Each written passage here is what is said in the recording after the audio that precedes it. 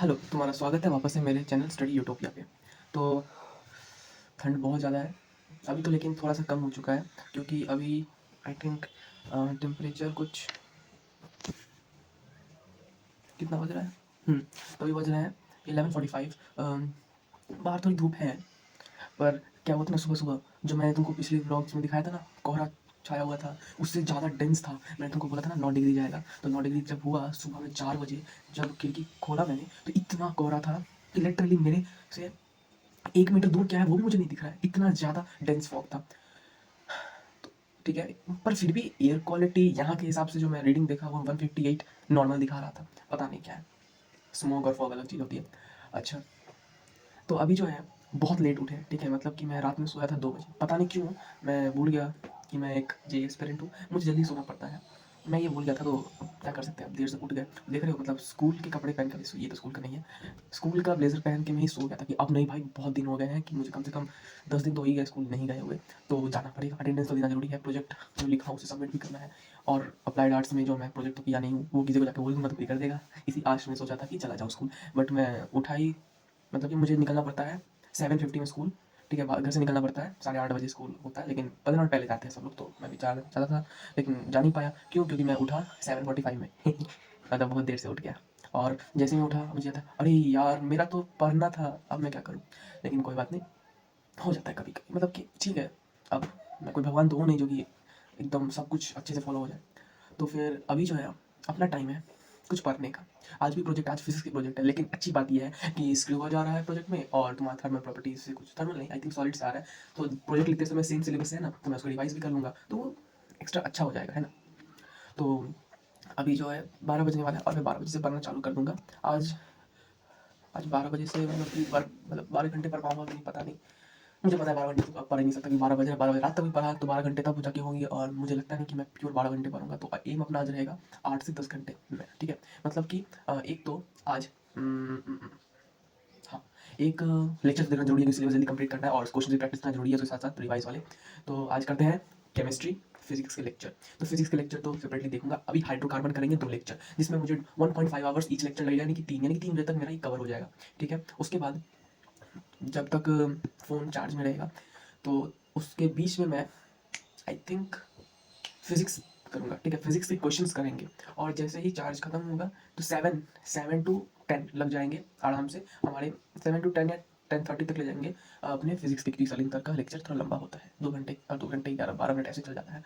वो कर लेंगे, और उसके बाद मैथ्स पे कर लेंगे। तो अगर मैं कैलकुलेट करूँ 3 आवर्स, फिर 3.5 साढ़े 6 घंटे यहाँ हो गए। 1.5 घंटे का हम फिजिक्स पे कर लेते हैं, तो 6:30 मतलब 8 घंटे यहाँ होगा, 2 घंटे मैथ्स कर लेते हैं। ठीक है, मतलब कि चलेगा। मतलब कि सीक्वेंस सीरीज खत्म हो गया है, सॉरी, सीक्वेंसिंग सीरीज खत्म हो गया है। तो अब चालू मतलब उसको रिवाइज कर लेते हैं एक बार से। उसके बाद हम लोग इनइक्वालिटी के थोड़े क्वेश्चंस ट्राई करेंगे अगर देख सके तो, या फिर लेक्चर देख के चलेंगे, क्योंकि इनइक्वालिटीज़ मैंने बोला ना कि अभी जो करवाया जा रहा है वो क्वेश्चंस और सिलेबस कंप्लीट करने पे ज़्यादा ध्यान देना है। क्वालिटी क्वेश्चंस पे जब खत्म होगा तो उस पर हम इतने सारे क्वेश्चन अपने आप प्रैक्टिस करेंगे। मैं सच बोल रहा हूँ भाई साहब, मेरा एक बार सिलेबस खत्म हो जाए जल्दी, फिर मैं छोड़ूंगा नहीं क्वेश्चंस को। उसे तो छोड़ते हैं अभी। अभी जो है बहुत ज़्यादा ठंड थी यहाँ पे। अभी छत पे जो मैं जाऊँ भी थोड़ा धूप लेने, तो ठंडी ठंडी हवा आ जाएगी। तो अभी कितने बज गए, 11:51 बज गए। ठीक है, एक्चुअली ये फ़ोन जो है वो रिटायर्ड है, मतलब कि मैं अभी जो शूट कर रहा हूँ वो न्यू फ़ोन था। मेरे पढ़ाई के लिए ही आया था। 2 ऑप्शंस थे, या तो लैपटॉप खरीद लिया जाए, नहीं लैपटॉप खरीदे ना, मेरे पास एक्चुअली का लैपटॉप पड़ा है, लेकिन उसमें थोड़ी सी दिक्कत है, तो उसे ठीक करने में 10,000 प्लस लग जाएगा, पता नहीं। तो सोचा गया कि इससे अच्छा एक फ़ोन ही ले लेते हैं नया, तुम फ़ोन पे करो। तो तो फ़ोन से ही वीडियो शूट भी करता हूँ, एडिट भी करता हूँ, और वीडियो भी बनाता हूँ, मतलब वीडियो बनाता हूँ, पढ़ता भी हूँ। एक्चुअली फ़ोन मेरा है नहीं, लेकिन इस एज तक मैक्सिमम का फ़ोन आता नहीं है, अब जिसका आता है वो अच्छी बात। और ये है भाई साहब, तुम हालत देख सकते हो, ये है सैमसंग J2 गैलेक्सी। अब सबको पता होगा ये प्राइम था, एक अपने ज़माने का प्राइम था। लोग इसमें फ्री फायर खेलते थे, मैं भी खेलता था, मतलब इसमें नहीं, इसका एक और छोटा वर्जन आता है J1 गैलेक्सी, वो शायद 1 GB रैम का था, उसमें खेलते थे भाई साहब। और ये तो, ये शायद 2 या 3 GB का है, आई डोंट नो, उसी का प्राइम। और ये पता है कितना पुराना है, ऑलमोस्ट 9 to 10 ईयर्स हो गया है इस फ़ोन को। छोड़ो इसे। तो अभी जो है अपना चलते हैं केमिस्ट्री का लेक्चर लेने, और नोट्स बनाने और रिवाइज करने और पढ़ने और समझने। ठीक है, तो अब जब ले लूँगा लेक्चर तब तुम्हें याद करता हूँ। हेलो। तो अभी जो है जस्ट नेक्स्ट क्लिप है, इसे मैं ऐड करूँगा या नहीं पता नहीं, उसे छोड़ो। तो स्वागत है तुम्हारा मेरे चैनल स्टडी यूटोपिया पे। तो जो जस्ट अभी जो है मैंने यहाँ पे बेन 10 के लिए 10 लिख के ग्रीन जैकेट है ना। हाँ, तो अभी जो जस्ट है हम लोग पढ़ रहे हैं यहाँ पे एनसीईआरटी रीड करने बैठ गया है। एक्चुअली मुझे कुछ कुछ काम मिला नहीं, क्योंकि मेरे शेड्यूल के हिसाब से मैंने मैथ्स कर लिया है, सुबह फिजिक्स कर ली, और अभी जो है केमिस्ट्री से रीड करने का मन हुआ तो रीड कर रहा हूँ, क्योंकि क्लास में शाम को लूँगा। और अब जो है अपना स्कूल के फाइनल्स आ रहे तो उसके लिए भी पढ़ना है, तो रात में मतलब हम 1 से 1.5 घंटा स्कूल के लिए भी थोड़ा कॉम्प्रोमाइज़ कर लेंगे। तो मतलब स्कूल के लिए कॉम्प्रोमाइज़ कर लेंगे, और बाकी प्रोजेक्ट्स जो है वो छापेंगे। और क्या प्रोजेक्ट्स बाकी है मेरे कुछ, तो उन्हें भी देखना है मुझे। और अभी जो चल रहा है अपना जो सिलेबस कंप्लीशन के बारे में बताऊँ तो ऑलमोस्ट 70% मान के चल सकते हो कि हाँ सिलेबस कंप्लीट है। अब मैं 70% सिलेबस में मैं इतना श्योर हूँ कि मैंने किया है वो चीज़, मतलब कि मुझे आते हैं वो। हो सकता है मुझे रिवीजन करनी पड़े, पर अगर 1 महीने बाद एग्जाम है और मैंने इतना सिलेबस कंप्लीट किया और उसका पेपर बने, तो 1 महीने तक वैसे प्रैक्टिस करके वहाँ पे ठीक ठाक स्कोर कर लूँगा, मुझे इतना पता है। वो कुछ काम आ गया था इसलिए थोड़ा सीन कट कर लिया, और पीछे एक टी शर्ट होगी शायद दिख रहा होगा, वो भी हटा लिया, पीछे कपड़े, इन सब चीज़ों को इग्नोर करो। हाँ, तो मैं बताया था कि मैं भी रीड कर रहा हूँ और सिलेबस कंप्लीशन के ऊपर बात कर रहे थे। तो तुम मुझे बताओ कि तुम्हारा सिलेबस कितना कंप्लीट हुआ है। और बाकी कल एक स्टूडेंट के साथ मेरी वो हुई थी कन्वर्सेशन, तुम भी देख सकते हो वो सिंगेज वाली वीडियो पे।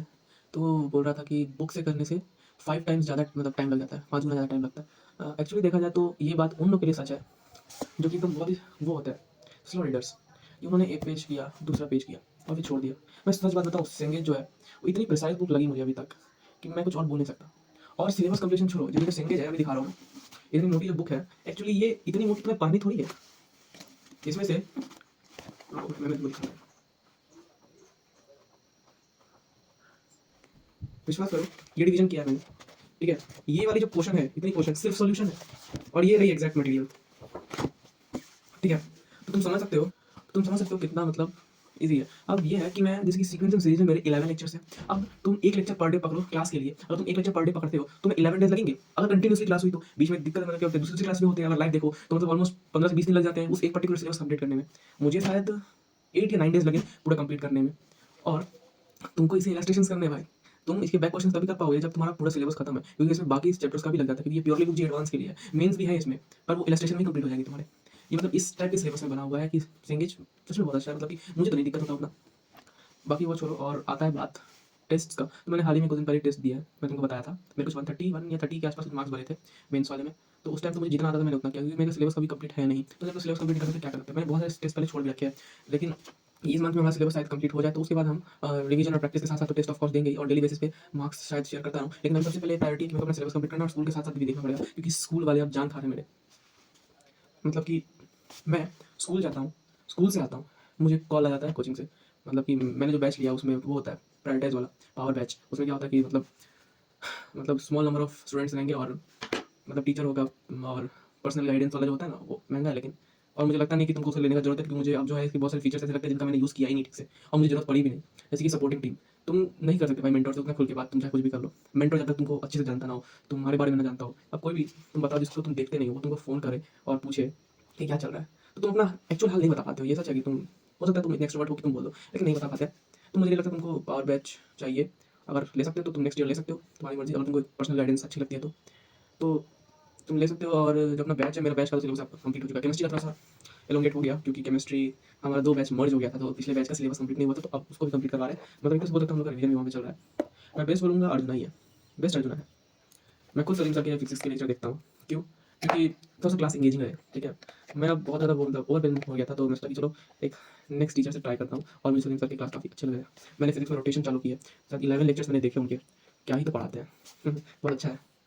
और मैथ्स में कोऑर्डिनेट ज्योमेट्री का चालू कर दिया है, कोऑर्डिनेशन सिस्टम और स्ट्रेट लाइन, ठीक है। स्ट्रेट लाइन नेक्स्ट में है, लेकिन सिंगेज में क्या है कि स्ट्रेट लाइन के जितने भी टाइप ऑफ क्वेश्चन है वो स्ट्रेट लाइन चैप्टर में, और स्ट्रेट लाइन की जितनी भी थ्योरीज है वो सारी कोऑर्डिनेशन सिस्टम में आ जाती है। तो पहला जो बेसिक चैप्टर था जैसे कि बेसिक मैथ्स, वैसे कोऑर्डिनेशन मैथ्स वहाँ पे भी है। तो कोऑर्डिनेशन मैथ्स हम सब पढ़ते हैं, बेसिकली कोऑर्डिनेट ज्योमेट्री सब, और कुछ ऐसे पॉइंट्स भी होते हैं ना, जैसे कि रोटेशन एक्सेस वगैरह, शिफ्टेड एक्सेस, ये सब जो कि एक्चुअली कोई बताता है नहीं, वो चीज़ भी वहाँ पे छुपी हुई है, ये अच्छी बात है।